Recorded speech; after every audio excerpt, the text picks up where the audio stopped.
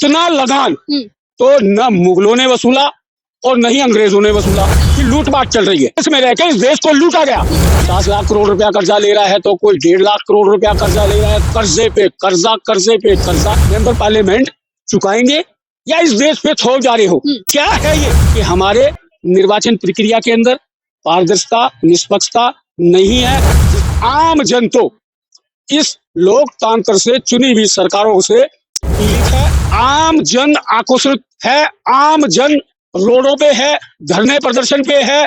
सटीक खबरों का सीधा असर। आप देख रहे हैं एनसीआर समाचार। नमस्कार, मैं आपके साथ हितेश मंगवाना और आप देख रहे हैं एनसीआर समाचार। तमाम विपक्ष जो है ईवीएम को लेकर लगातार विरोध कर रहा है कि ईवीएम में कहीं ना कहीं भाजपा पार्टी जो है गड़बड़ घोटाला कर रही है, जिस वजह से वो बार बार सत्ता में आ जाती है। और सत्ता पक्ष कह रहा है कि इस तरीके की कोई भी धांधलेबाजी और घोटाला नहीं हो रहा है। हमारे साथ इसी मुद्दे पर, ईवीएम के मुद्दे पर बातचीत करने के लिए रिटायर्ड फौजी हैं, जो सीधा इनसे बातचीत करेंगे और मुद्दे को थोड़ा सा और जानने की कोशिश करेंगे कि वाकई में ईवीएम में घोटाला हो सकता है। क्योंकि ईवीएम जब आई थी, ये कांग्रेस सरकार के वक्त आई थी। क्या पहले तो बहुत बहुत स्वागत है आपका एनसीआर समाचार में। क्या वाकई में लग रहा है कि ईवीएम में घोटाला हो सकता है क्या? देखिए, ईवीएम में घोटाला है और कोई भी विपक्ष इसकी बात नहीं उठा रहा है। हाँ। और जनप्रतिनिधि अधिनियम 1950-51 में इतनी बार मीटिंगें हुई, इतने संशोधन हुए और मेरे हिसाब से लगभग 170 बार, और 170 बार होने के बावजूद भी उसके अंदर न पारदर्शिता है और न ही निष्पक्षता है। चुनाव आयोग में निर्वाचन प्रक्रिया से चुने हुए नेतागण ओआरओपी खा गए, ओपीएस की पेंशन खा गए, बहन बेटियों की सुरक्षा को निगल गए, भाईचारे को निगल गए, संवैधानिक समानता के मौलिक अधिकारों को निगल गए। आम जन आक्रोशित है, आम जन रोडों पे है, धरने प्रदर्शन पे है। अगर इस देश में संविधान है तो उनके मौलिक अधिकार कहाँ है? जो ईवीएम की बात भी कर रहा है वो लोक जन कर रहा है, राजनीतिक दल नहीं कर रहे हैं। और राजनीतिक दल ने इस व्यवस्था को निष्पक्षता से और पारदर्शिता से 170 बार छोटे मोटे संशोधन करने के बाद भी आम जन तो इस लोकतंत्र से चुनी हुई सरकारों से पीड़ित है। और पीड़ित होने के बावजूद जब हम अपने क्षेत्र के व्यक्ति विशेष को देते हैं और वो व्यक्ति विशेष हार जाता है और राजनीतिक दल से लोग जीत रहे हैं, उसका कारण यही है कि हमारे निर्वाचन प्रक्रिया के अंदर पारदर्शिता, निष्पक्षता नहीं है। सैनिक पीड़ित है, ओपीएस वाले पीड़ित हैं, बहन बेटियों को सुरक्षा के लिए बहन बेटियां पीड़ित है। तो फिर वोट कौन दे के आता है? ये बहुत बड़ा गंभीर मसला है। लेकिन राजनीतिक दलों को इसकी कोई परवाह नहीं है और वो दिन पे दिन इस देश के मौलिक अधिकार हो गए, खनिज संपदा हो गई, हाँ। इस देश का धन दौलत को लूटने में लगे हुए हैं। अरे हम इतना ज्यादा टैक्स देते हैं, फोन रिचार्ज करा रहे हैं, टैक्स दे रहे हैं, कुछ भी चीज का इस्तेमाल कर रहे हैं, टैक्स दे रहे हैं, तनख्वाह ले रहे हैं, टैक्स दे रहे हैं। उस टैक्स के बावजूद भी थोड़ी बहुत बचत हो जा रही है, बचत खाते में थोड़ी सी सेविंग कर ले रहे हैं, उस पर टैक्स दे रहे हैं। इतना टैक्स, इतना लगान तो न मुगलों ने वसूला और न ही अंग्रेजों ने वसूला।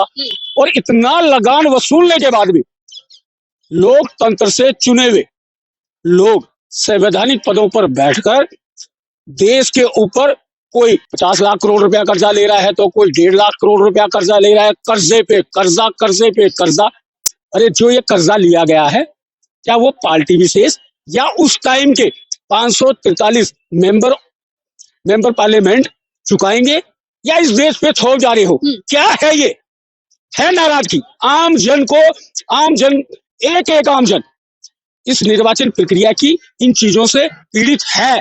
लेकिन पीड़ित है, हम लोग उनका विरोध कर रहे हैं। हम लोग वोट देने जाते हैं तो अपने क्षेत्र के गैर राजनीतिक दल से खड़ा होता है उस तो व्यक्ति आप को कहना ये चाह रहे हैं कि कहीं ना कहीं इलेक्शन कमीशन ऑफ इंडिया भी निष्पक्ष नहीं है, वो भी स्वतंत्र नहीं है, वो भी एक पार्टी की तरफ पक्षपात कर रही है क्या? तो कितनी बार संशोधन करेंगे? हाँ। बताइए, आप ही बता दीजिए। हम लोग तो आम जन है, इतने पढ़े लिखे भी नहीं है, क्योंकि हमारे यहाँ पर पढ़ा लिखाई की व्यवस्था भी उसकी हैसियत के हिसाब से मिलती है। अरे देश में शिक्षा तो एक समान मिलनी चाहिए। शिक्षा मिल तो रही है, फ्री में शिक्षा मिल रही है। क्या किसको शिक्षा कहते हैं? भाजपा सरकार दे रही है। एक government school, public school, convent school, कौन सी तरीके की शिक्षा को आप एक समान शिक्षा मानते हैं? और अब तो देखिए अंबानी जी भी कह रहे हैं, अपने मंच से कह रहे हैं कि प्रधानमंत्री मोदी जी कौन है अंबानी? हाँ। कौन है? अगर आप प्रधानमंत्री के लिए कहते हो तो मानते हैं कि झूठी है, सच्ची है, पारदर्शिता है चाहे नहीं है, फिर भी चुनाव से वो प्रधानमंत्री है अंबानी, आप जानते नहीं अदानी और अंबानी। बिजनेसमैन का इतना बड़ा इस देश के प्रधानमंत्री से, इस देश के शासन प्रशासन से बड़ा रुतबा हो गया, और कहाँ से आया धन? इस देश में रहकर इस देश को लूटा गया। ये कहिए किसने लूटा? क्यों नहीं लूटा? लूटा किसने? किसके पास गया? कैसे चला गया? अरे इस देश के अंदर अगर कोई बिजनेसमैन अपना बिजनेस भी शुरू करता है तो उसके भी बहुत से कानूनी दायरे होते हैं। क्या उन कानूनी दायरों में रहकर उन चीजों को किया? लेकिन हमारे देश के अंदर इस चीज का बहुत बड़ा लैप्स है। यहाँ पर एक तरीके की लूटपाट ही कह लो आप। अच्छा। कि लूटपाट चल रही है। इसलिए ही तो आम जन को नहीं सुना जा रहा है। सैनिक आम जन नहीं है क्या? ओपीएस वाला आम जन नहीं है क्या? एक बहन बेटी के साथ दुराचार हो रहा है। दे तो रही है सरकार, उसमें खुश नहीं है। अरे क्या कौन सा एनपीएस दे रही है? किस तरीके का दे रही है? क्या बेसिक है? आप बेसिक जानती हैं? बेसिक जानती हैं? जब आपने बोला है तो बेसिक जानते हैं क्या? न्यू पेंशन स्कीम से ज्यादा फायदा पहुंचेगा, ज्यादा जो है आर्मी ऑफिसर जो जितने भी होंगे वो ज्यादा सुरक्षा मतलब की। देखिए हमारे देश की लोकतांत्रिक व्यवस्था ने समय समय पर प्रलोभन की नीति को अपनाया, और वो प्रलोभन की नीति आज इस देश की सरकार की गले की हड्डी बन गई है। अच्छा। भूले की है सरकार ने, मानने को तैयार नहीं होती, सुनने को तैयार नहीं होती। भूले की? बता दीजिए। बहुत भूले की है। भूलों की कोई दो बता दीजिए। अरे भूले, दो भूले बता दीजिए। ओपीएस की पेंशन कब और कैसे आई थी? इतना सा ही बता दीजिए सरकार। पत्रकार बता दीजिए। सवाल पूछते हो तो उसकी गंभीरता का भी मालूमात होना चाहिए। कब आई पेंशनें का? क्या क्या सिस्टम आया? कैसे आया? क्यों आया? किसकी पेंशनें थी, किसकी नहीं थी? उसका अर्थव्यवस्था पे कितना भार पड़ेगा? लेकिन अपने वोटों को बटोर ले। हमारे देश के अंदर लोकतंत्र नहीं है, क्योंकि लोकतंत्र में लोक जन की सुनी जाती है, लोक जन की तो कोई सुनता ही नहीं। अंतिम सवाल है कि वाकई में बैलेट पेपर से चुनाव 24 में होना चाहिए या नहीं? देखिए बैलेट पेपर पे भी चुनाव होना चाहिए, और सुरक्षा को अच्छे से ध्यान रखकर, क्योंकि निर्वाचन आयोग ने पहले ही कहा था कि ईवीएम को लाया जाए, हम इसकी सुरक्षा नहीं कर पाते बैलेट बॉक्स की। तो अगर बैलेट बॉक्स को भी, बैलेट पेपर को भी लेकर आते हैं तो आपका तो सबसे पहले ही बहाना था कि लूटपाट होती थी, गलत तरीके से स्टंप मारे जाते थे। तो इस चीज को हम मान रहे हैं कि हाँ, निर्वाचन आयोग के चुनाव हमेशा कभी भी कंट्रोल में नहीं रहा और पारदर्शिता नहीं थी।